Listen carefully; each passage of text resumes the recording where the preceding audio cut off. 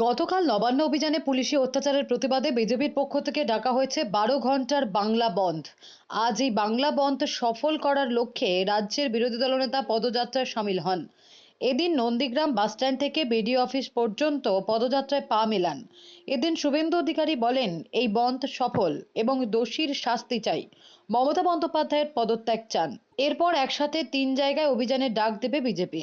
চারজনকে illegal detain করেছিল, ওদের পরিবার হাইকোর্টে যাওয়ার পরে কালকে ছেড়েছে। আজকে এই মুহূর্তে সায়নের পরিবার হাইকোর্টে। আমরা বিনীত গোয়েলের বিরুদ্ধে হাইকোর্ট করছি। এদের শিক্ষা নেই, দোকান কাটা। বিনীত গোয়েল তার চেয়ার যাবে। ওই সিঙ্গুরে মমতা ব্যানার্জিকে যে টেনে হিঁচড়ে বের করেছিল বিডিও অফিস থেকে, ওই বাঁদর সুপ্রতিম সরকারকে সিপি করবে, ওই জন্য পা চাটছে বিনীত গোয়েল। শিক্ষা দেব কোর্টে।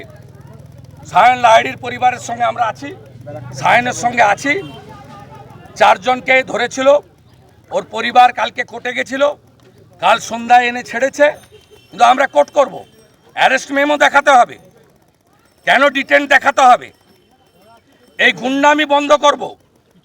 আমাদের 132 জন অ্যারেস্ট হয়েছে, কোর্টে ফরওয়ার্ড করেছে।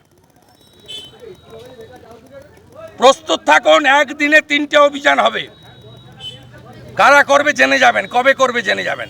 নবান্ন, লালবাজার, কালীঘাট, একদিনে।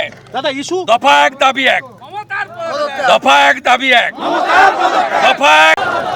জোর করতে হয়নি, জনগণের হুঙ্কার। কেন কেন কেন খুনি, তৃণমূল খুনি রথিবালা হাড়িকে খুন করে। কি স্লোগান আপনার? স্লোগান দফা এক দাবি এক, মমতার পদত্যাগ। আরজি করে খুনিদের ফাঁসি চাই। Bureau report, D Bangla news.